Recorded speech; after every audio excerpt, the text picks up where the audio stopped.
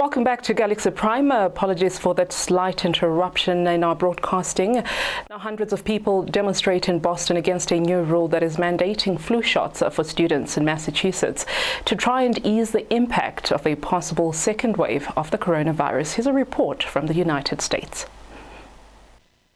They're trying to take our children. They're trying to infect them with these vaccinations. They're trying to force upon us something that we have the right to say no to. We alive! Or not! One more time! Cry loud! And spell not! Cry loud! And spell not! I gave birth to that child. I vaccinated that child, and my child now is with lifelong developmental disabilities, and the system is failing our children.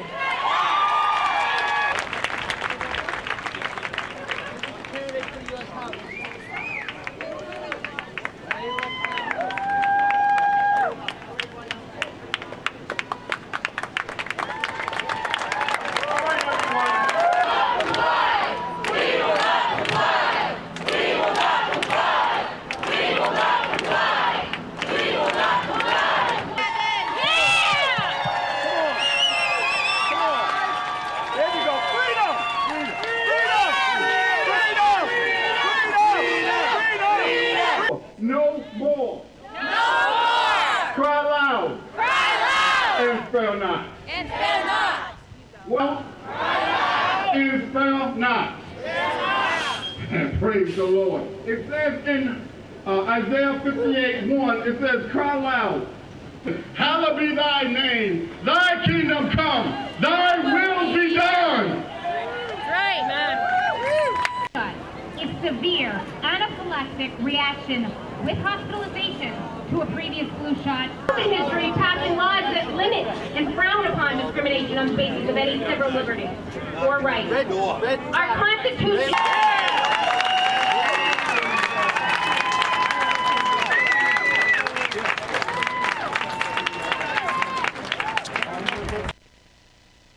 He got his MMR shot, and it was almost instantaneously. He looked to the right, and the light switch inside of him went off. And I had never heard about a light switch going off inside of a child. And after doing some research, we realized that vaccine injury is a real thing. And through more and more research, we learned, you know, that he was born with autism, but he wasn't born with it. He contracted it.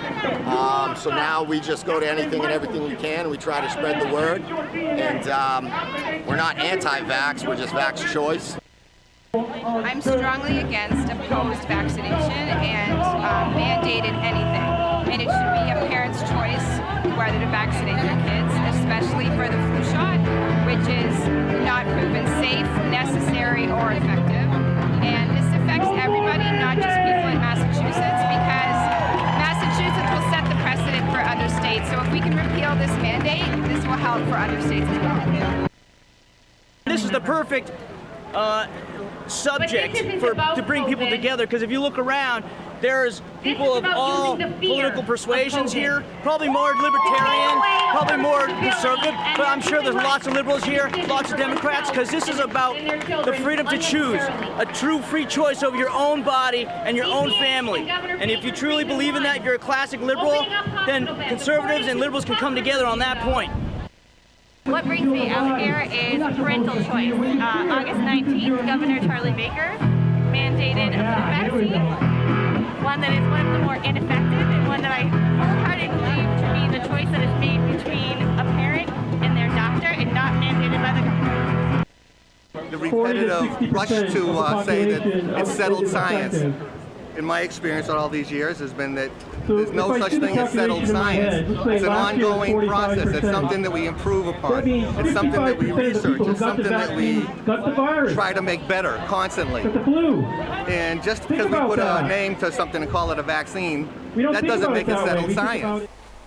And you're still watching Galaxy Prime here on Galaxy Universal Network with myself, AUDREY, CHIMWANDA, TWALA. Just a quick reminder of some of the shows that we have lined up for you on the channel today. A little bit later on, where we'll have the talk with Bafana. You'll want to be able to tune into that, a very incisive show that he'll be having with the guests that he will be hosting today. And of course, we'll continue with more news and updates. And soon after this, we'll also have a political analyst to discuss the political landscape in South Africa and what we can forecast going forward, given all the developments that we've seen happening on the ground. So do stay with us. We'll be back in a moment.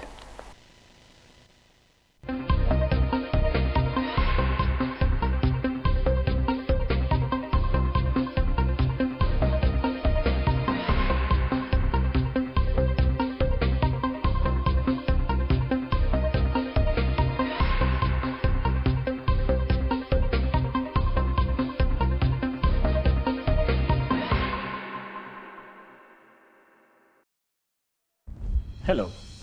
Being a legal practitioner in South Africa in these challenging times demands lawyers that will help clients beyond legal issues. The ever-changing demands in commerce and tourism require lawyers who have sound and clear business and commercial knowledge, and that's where MB Chabangu Incorporated comes in. Our business, mining, tourism, health, labor, and economic knowledge encapsulated with law and litigation experience gives us an advantage in the legal sphere. Our experience in assisting businesses, government, and various industries with their needs puts us amongst the many progressive and striving law firms in South Africa. Now, to contact our attorneys for assistance with any of the mentioned fields and others, please call us on 012-341-4187 or send us an email on admin@chabangu.co.za. MB Chabangu Incorporated, where problems meet solutions.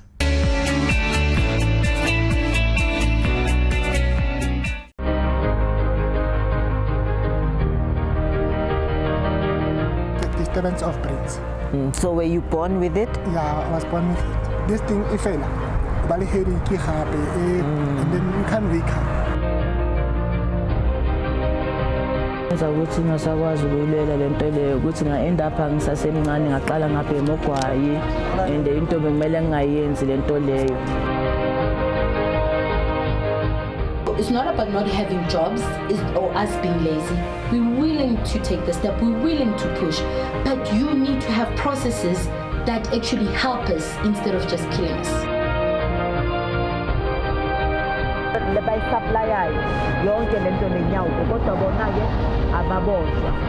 me tell my story.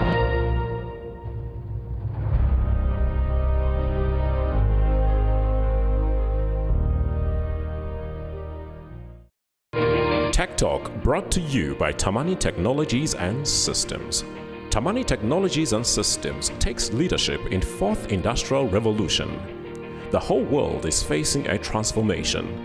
The revolution will be developed into the following stages: digitization, cyber security, Internet of Things, managed services, document management, and business applications. We provide business transformation and ICT solutions with presence in 13 African countries and 2 European countries. We are your leading partner in integrated platform providers, innovation leaders, standalone products, and innovation pace setters. Tamani Technologies and Systems, delivering value across continents.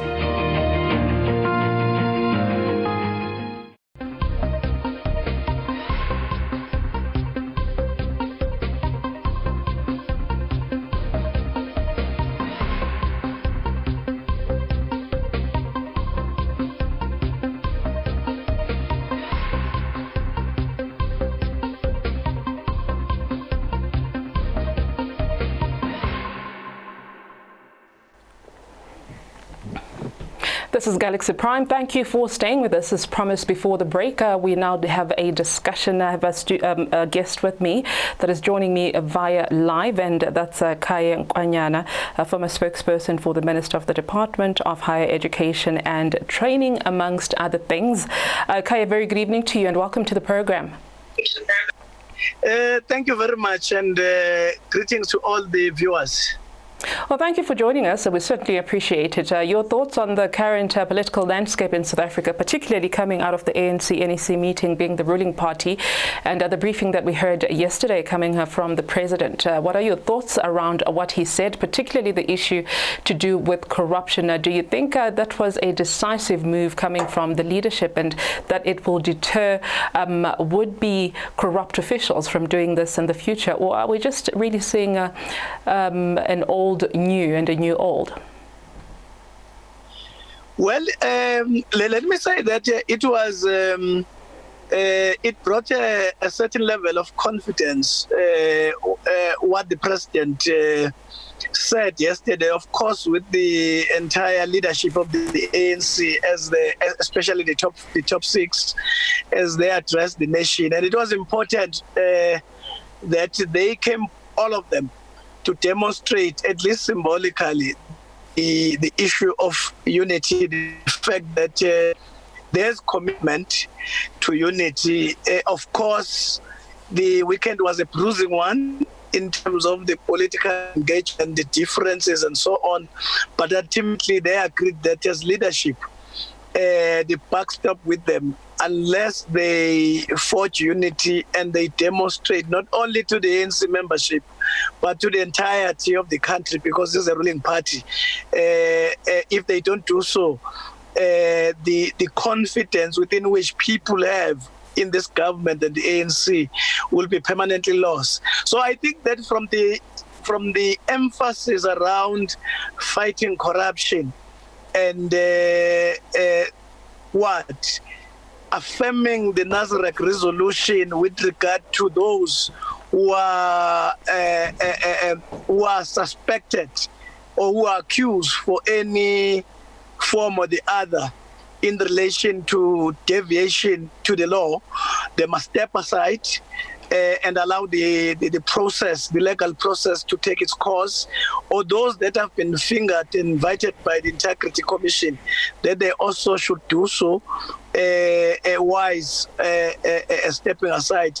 I think that was the good conclusion that actually assisted in terms of restoring some level of confidence, to say that there's a renewed commitment to bring about the ethical leadership, which has been missing for quite some time.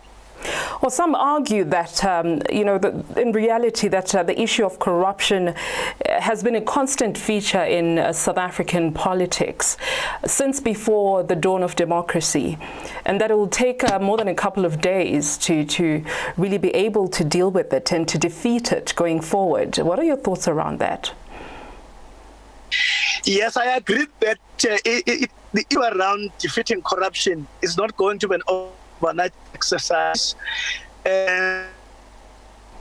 But, as you have a determined leadership, government level, that will deal with corruption.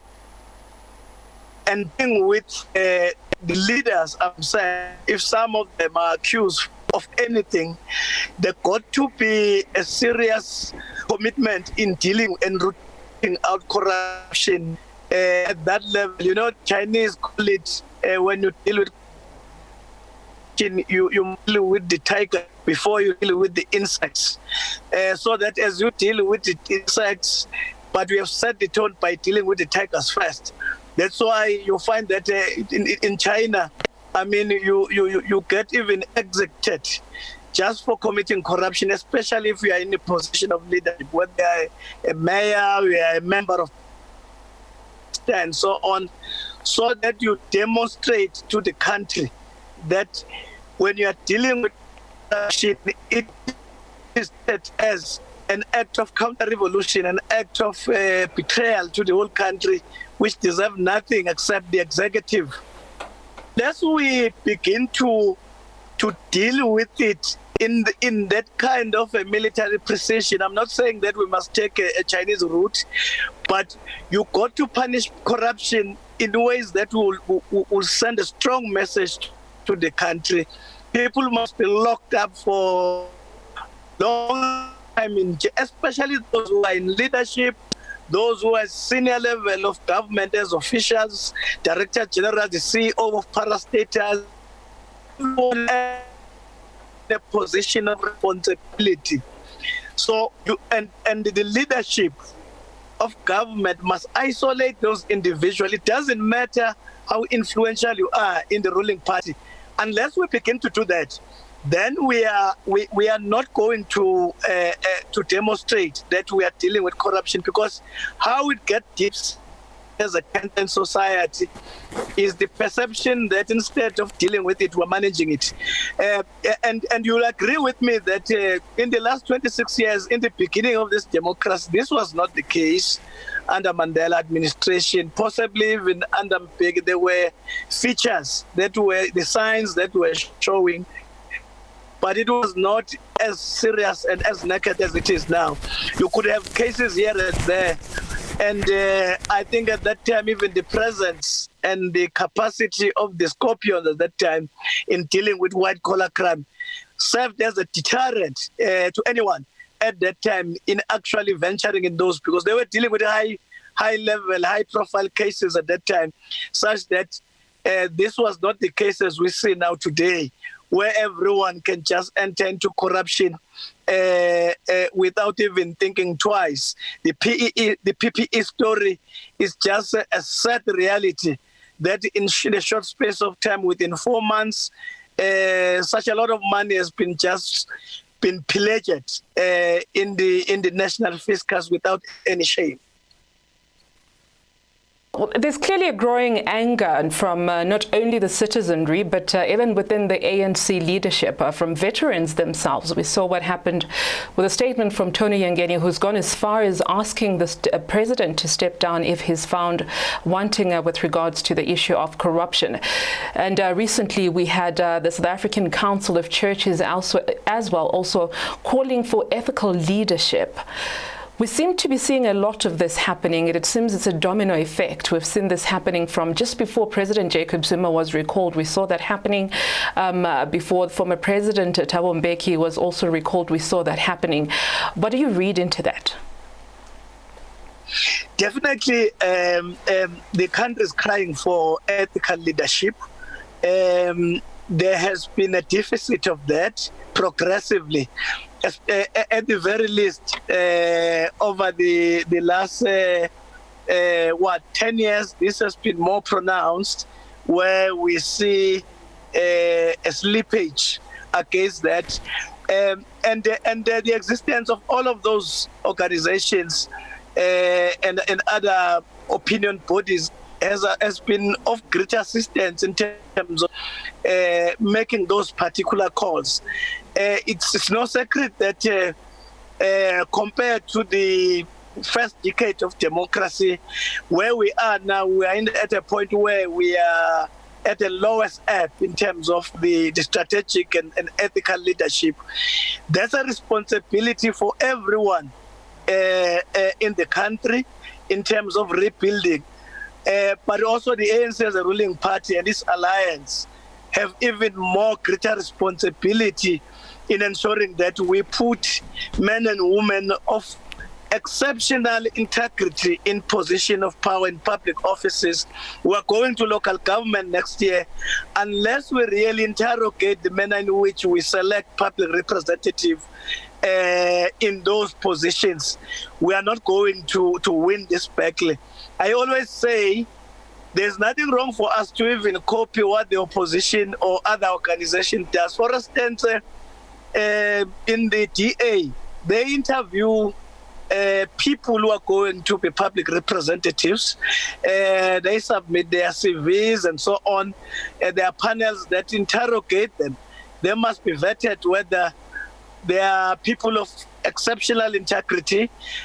Is there anything that they are being investigated about or in conflict with the law?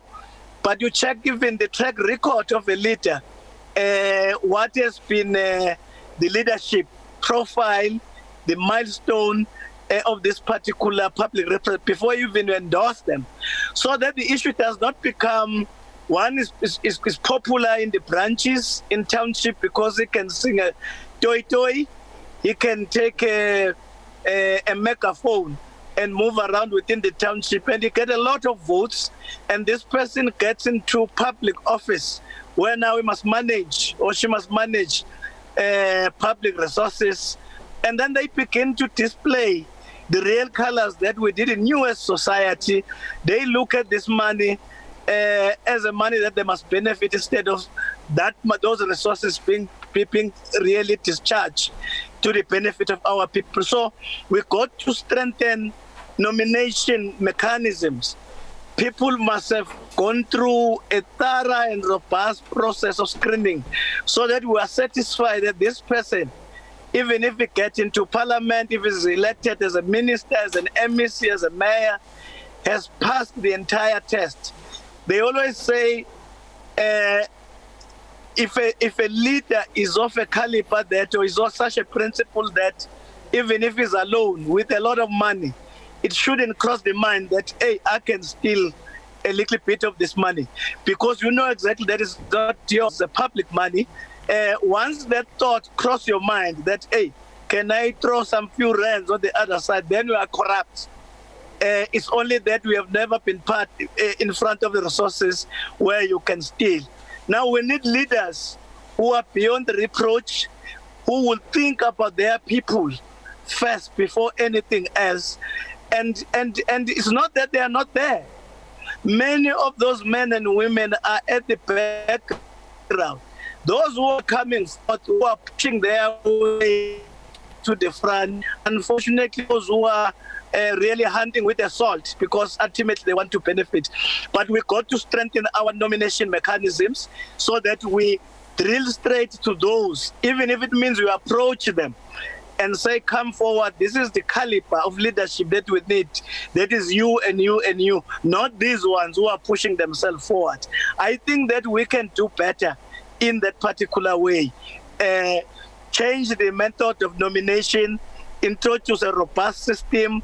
People must pass through a very thin entry point. Absolutely.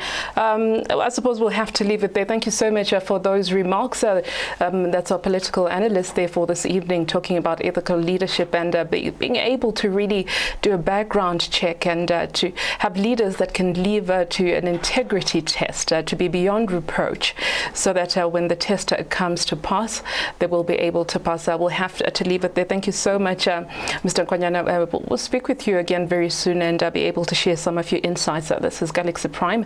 We'll take a look at our other news and updates now as Women's Month has drawn to a close in South Africa. Instances of gender-based violence continue to plague the nation. The offering by President Cyril Ramaphosa of a national council dedicated to the cause of rooting out the scourge did very little to alleviate concerns that are surrounding the persistent sexual abuse and the murder of South African women.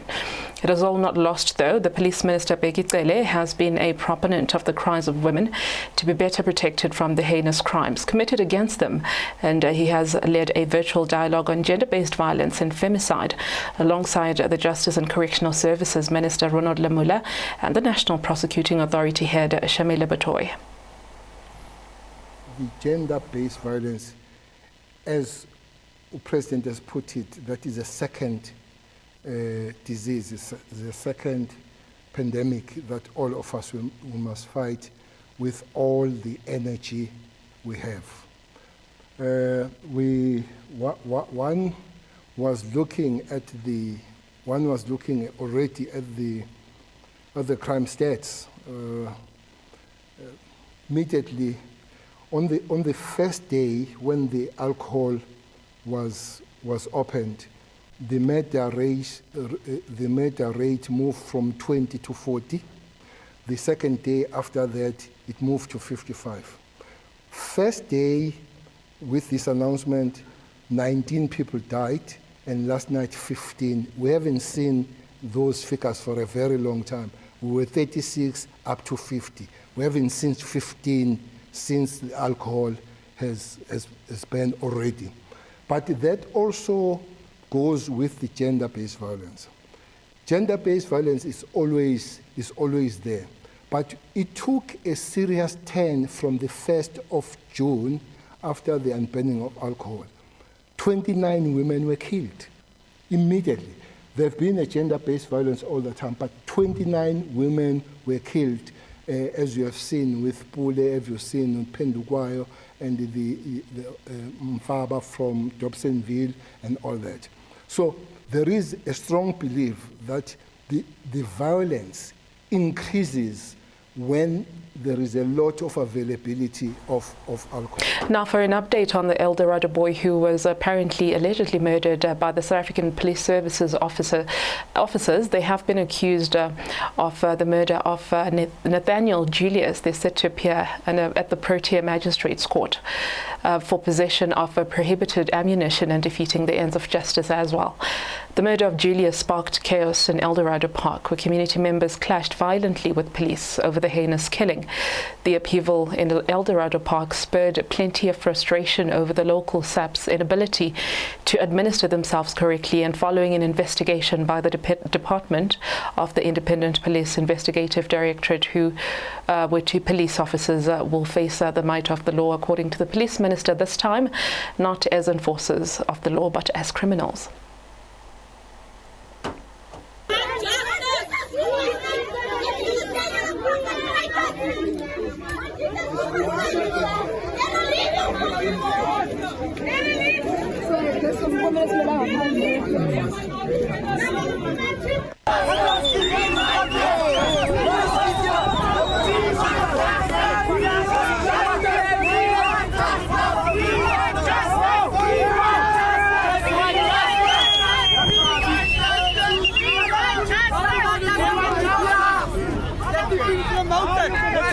Violence against women and children. We lost a special needs boy in our community. We need to mourn him. Those people need to go. Police, they need to go. We want to be Scorpion.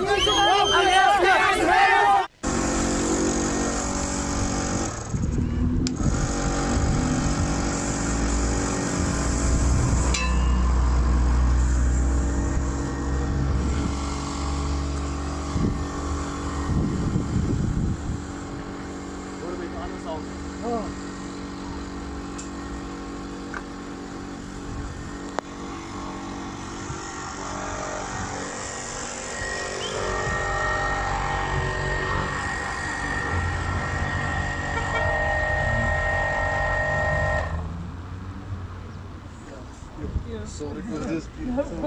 Thank you. Short-term insurer Santam says it has paid out about 870 million rand, nearly all of its allocated 1 billion rand interim relief funds in just over 3 weeks.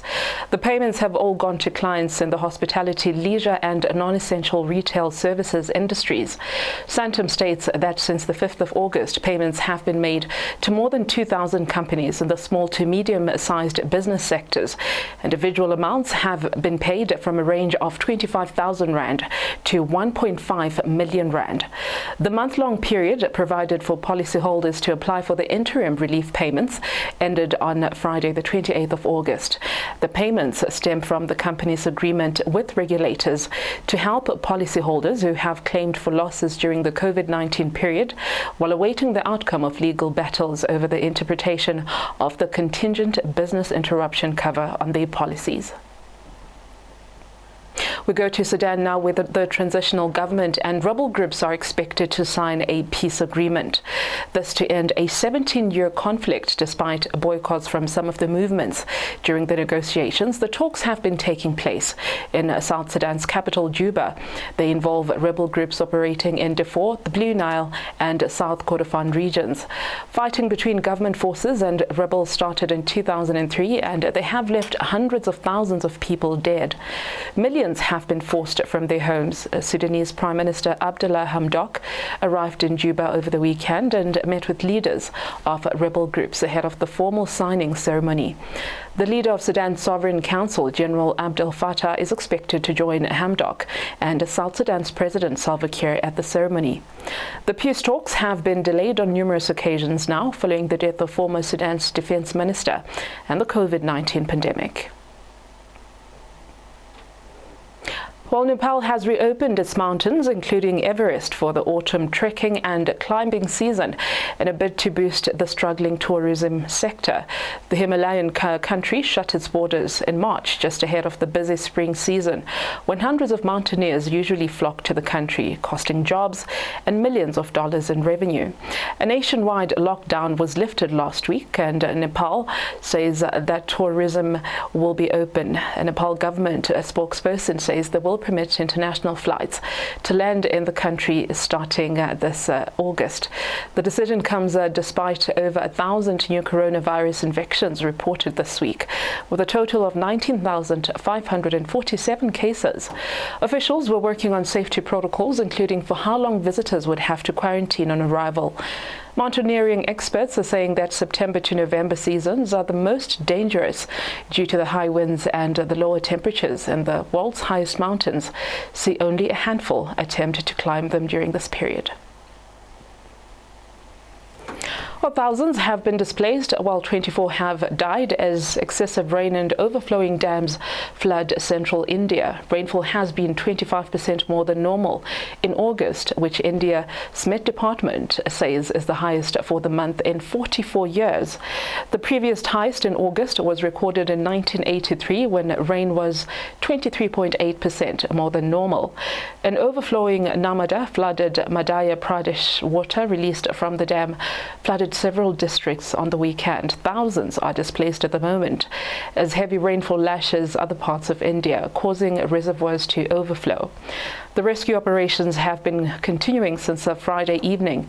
There are 454 villages and 12 districts affected by the floods, and as many as 9,300 people have been moved to 170 relief camps.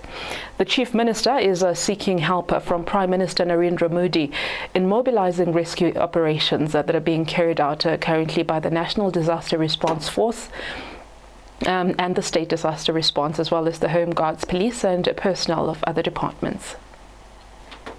We go to the United States now. Hundreds of people are demonstrating in Boston against a new rule that is mandating flu shots for students in Massachusetts to try and ease the impact of a possible second wave of the coronavirus. Let's go to the United States.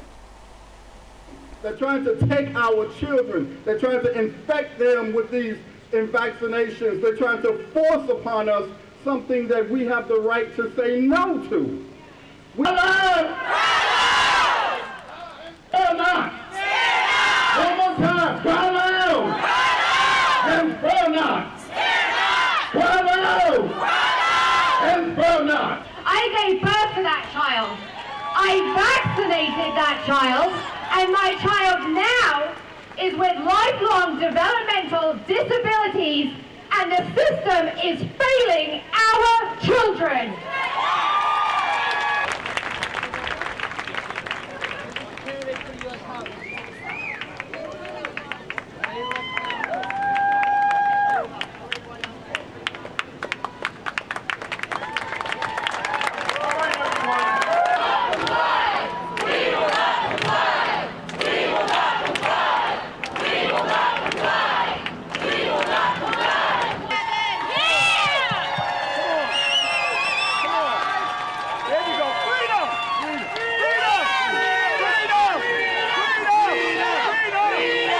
No more. Cry loud. And spell not. Well, and spell not. Praise the Lord. It says in Isaiah 58:1, it says, cry loud. Hallowed be thy name. Thy kingdom come. Thy will be done. Right, man. It's severe anaphylactic reaction with hospitalization to a previous flu shot. In history, passing laws that limit and frown upon discrimination on the basis of any civil liberty or right. Our Constitution.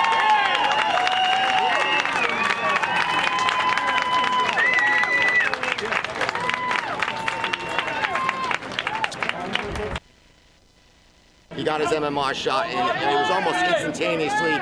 he looked to the right and the light switch inside of him went off. And I had never heard about a light switch going off inside of a child. And after doing some research, we realized that vaccine injury is a real thing. And through more and more research, we learned, that he was born with autism, but he wasn't born with it. He contracted it. So now we just go to anything and everything we can. We try to spread the word. And we're not anti-vax, we're just vax choice. I'm strongly against opposed vaccination and mandated anything. And it should be a parent's choice whether to vaccinate their kids, especially for the flu shot, which is not proven safe, necessary, or effective. And this affects everybody, not just people in Massachusetts, because Massachusetts will set the precedent for other states. So if we can repeal this mandate, this will help for other states as well. This is the perfect subject to bring people together, because if you look around, there's people of all political persuasions here, probably more libertarian, probably more conservative, but I'm sure there's lots of liberals here, lots of Democrats, because this is about the freedom to choose, a true free choice over your own body and your own family. And if you truly believe in that, you're a classic liberal, then conservatives and liberals can come together on that point.